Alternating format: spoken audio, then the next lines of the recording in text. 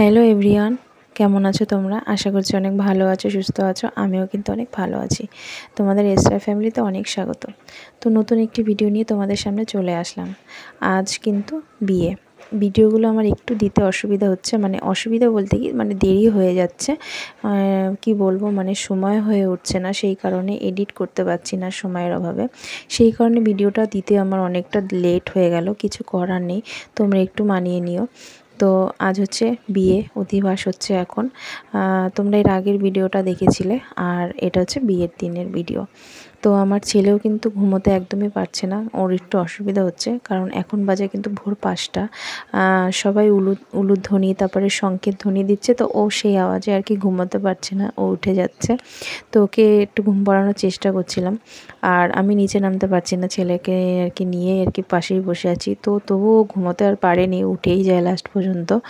তো এখন প্রায় ভোর 5টা বাজে, আমরা সবাই উঠে গেছি। তো তোমরা দেখতেই পাচ্ছ যে কি হচ্ছে কি না হচ্ছে।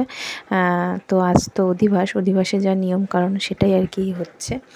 তো তোমরা দেখতে থাকো আর কি, কী বলবো, দেখতে থাকো পুরো ভিডিওটা। তোমাদের আশা করব অনেকটাই কি বলবো, অনেক মানে যতটা আর কি পেরেছি তুলেছি, তোমাদের ভালো লাগবে। ঠিক আছে। তো ওদিকে মাসি, জেঠি সবাই মিলে আর কি রয়েছে, আমার বোনও আছে। বোন আর আমি খাটের উপরে রয়েছি, মানে আমাদের দুজনেরই আর কি স্যাম্পেল, এর জন্য আমরা আর কি নিচে নামতে পারছিলাম না। তো ওদিকে ওর মেয়ে উঠে যাচ্ছে, মা ও তো বড়, তবুও মানে বারবার করে বলছে যে মা আসো, মা আসো। আর আর আমার ছেলে তো একদমই ছোট, সে আর কি বলবো। আর এই যে দেখো আমার জেঠু এখন আশীর্বাদ করছে। তো বিয়ের দিন ভোরবেলা এই সময়টা কিন্তু কি বলবো, দুঃখও লাগে, কষ্টও লাগে। আমার জেঠু তো কান্নাই করে দিচ্ছিল এই সময়টা। আমার জেঠু এই সময় বলতে কি, মানে আগের থেকেই কান্নাকাটি শুরু হয়ে গেছে। আসলে একটা মাত্র মেয়ে তো, চলে যাবে সেই কারণে। তো কি করব, মেয়ে হলে তো এরকমই হয়। মেয়েরা তো পরের ঘরের জন্যই জন্মায়। ওদের সারাদিন মানে কি বলবো, কান্নাকাটিতেই আর কি গেছে।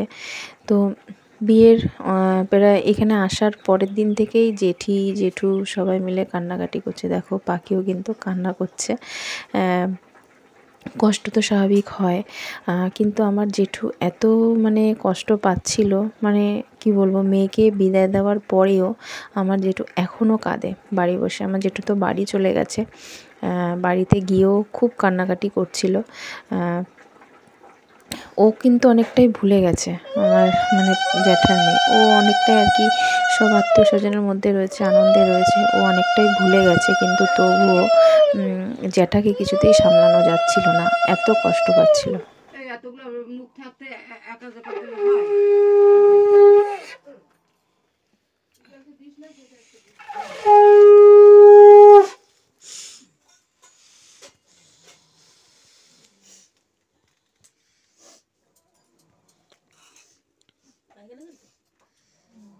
বাটিটা একটু ওই সাইডে রাখো।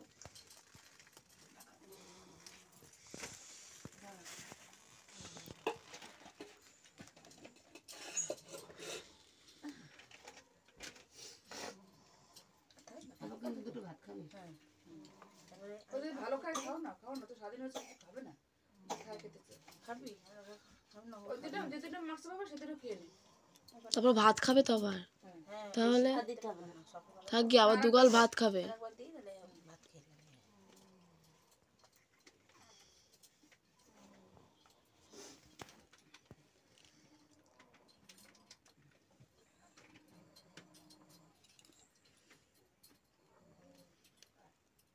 এদিকে কেটে দেবো এবার, দি কেটে দেবো এবার, ভাতটা তুললাম না। তো দেখো এই যে সকালবেলা, তো তখন তো ওই সকালের কাজ হয়ে গেছে, আর এখন কিন্তু বেলা প্রায় 10টা মতো বাজে।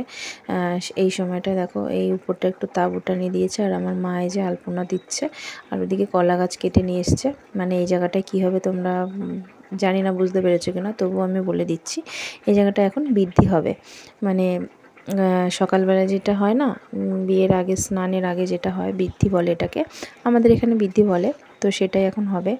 আর কন্যাদান কে করছে বলো তো? আমার বাবা করছে। আসলে জেঠু করতো, জেঠুর শরীরটা খুব একটা ভালো নেই। আর এমনিতে বেশিরভাগ মেয়ের বিয়েতে বাবারা খুব কমই করে, কাজের মধ্যে থাকে সেই কারণে। আর এই যে দেখো বিয়ের কোণে শুয়ে শুয়ে ফোন দেখছে। ওকে নিয়ে যাওয়া হবে, তারপরে গায়ে হলুদটা হবে। তো আমার বাবাই আর কি বলছিল যে আমি করি কন্যাদান। আসলে আমার বাবা ছোটোবেলার থেকেই ওকে খুব ভালোবাসে আর কি।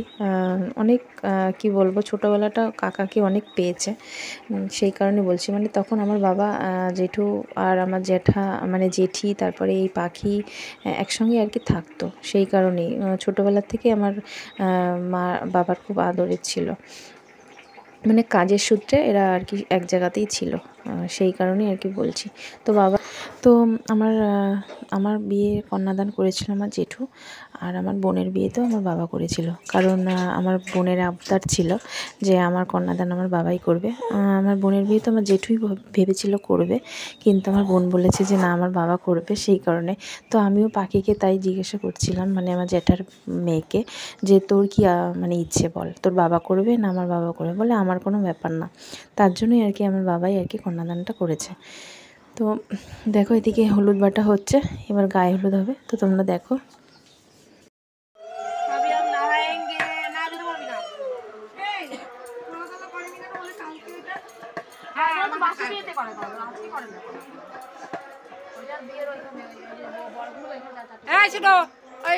আমার একটু বসতে দে, সে ওইখানেই করাবে নাকি এইখানে?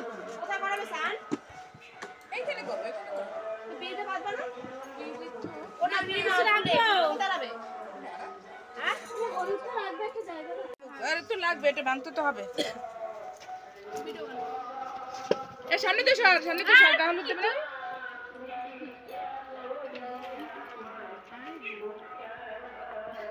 কোন দিকে ফিরে চান করায়? এই তো পূব দিকে ফিরবে। আর ছেলের গায়ে লোকটা কোথায়? এই যে নিয়ে এসো। এই থালা মধ্যে ছিল, যে থালা ছিল। মিশানো। আচ্ছা আচ্ছা, মিশাই দিয়েছে। কোথায় মিশাইছে? কে মিশালো? তোমরা জানো সে হলুদ কোথায়? বললাম না মিশিয়ে দাও। ইয়ে কর, কোষ মতো কর। হ্যাঁ। আরো তো কি? এবার দুইটা সিট। তারপরে তিনটাই তিনবারেই ঠিক হবে।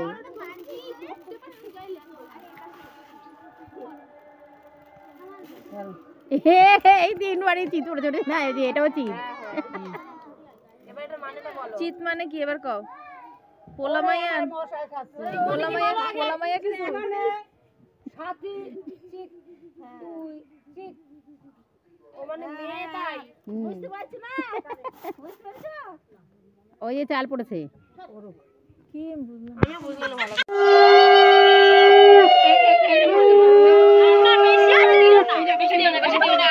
ওরা বেশি দিও না, অল্প অল্প শুধু ছিটিয়ে দাও। হ্যাঁ, হাতে দিতে পারো, হাতে দিতে পারো। গলায় দাও, গলায় দিয়ে দাও, গলায় দাও, মানে বুকে গলায়। গলা তো আটকায় রেখে দিছে না, কোথায় দেবে? সবাইকে তো হইছে, একটু জলে ছিটা দাও, জলে ছিটা দাও, মাথায় দে। এই দাও তো দাও বাবু, যত কিছু নাই রে। এবার তুমি দাও, কাহি দাও, কাহি দাও, কাহি।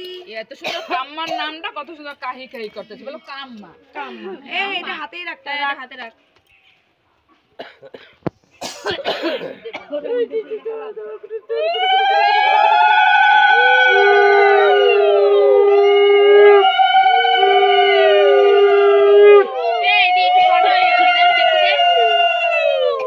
দেখতে দে, পেছনে সরো। কাকি কাকি আসো আসো আসো, সরে দে পেছে, তিনটে পেছে। মাসি কই?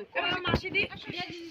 তো দেখো বন্ধুরা, দুপুরবেলা এখানে এসেছি। তো এটা হচ্ছে কি বলো তো, মানে একটা ভাড়া বাড়ি করেছে, সেখানটাই বিয়েটা আর কি হবে।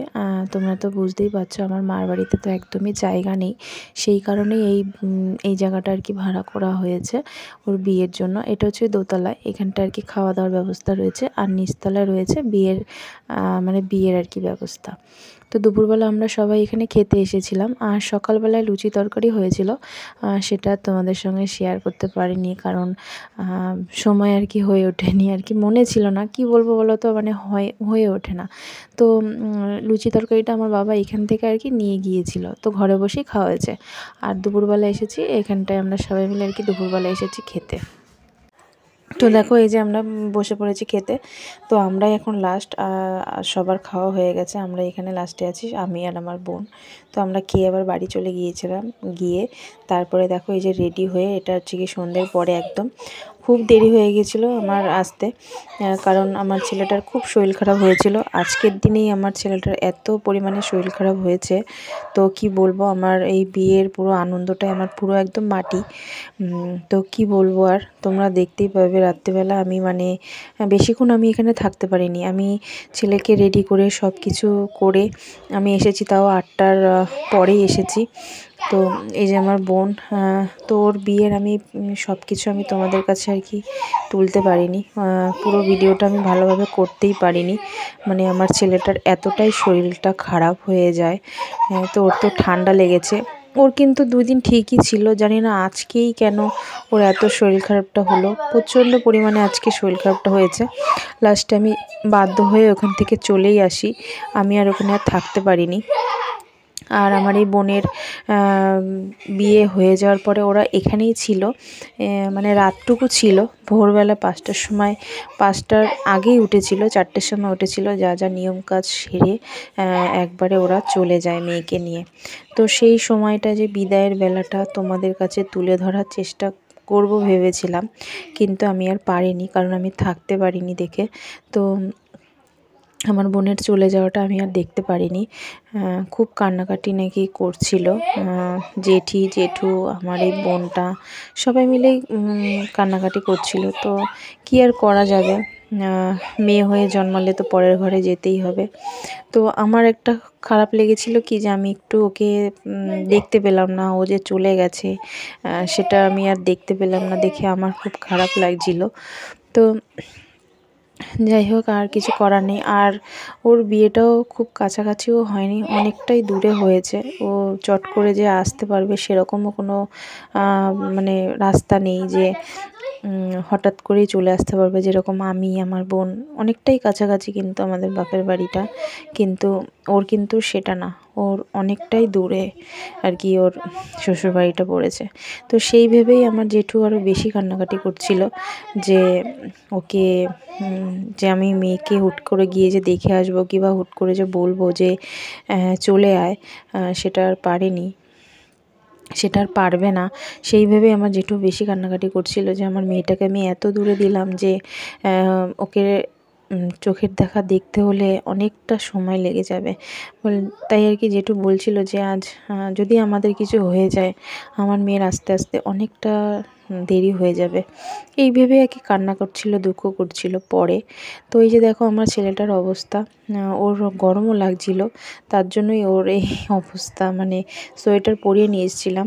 আর এই দিনটা এত পরিমাণে গরম ছিল না, তো কি বলবো, প্রচণ্ড পরিমাণে গরম ছিল, খুব ঘাম ছিল আমার ছেলেটা।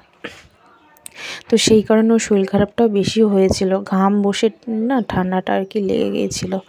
তো দেখো তারপরে আমি কিন্তু বাড়িতে চলে আসি, তো তোমরা দেখতেই পাচ্ছ আমি আর মানে ওখানে আর থাকতে পারিনি। এই যে ছেলেকে বাড়ি এনে নিউলাইজ করেছি, তারপরে ছেলেটা একটু আরাম পেয়েছে, তো ঘুমিয়ে পড়েছে।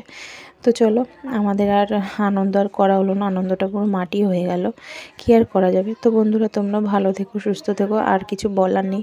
ঠিক আছে, আজকের মতন ভিডিও এখানেই শেষ করছি। তো চলো, টাটা, গুড নাইট।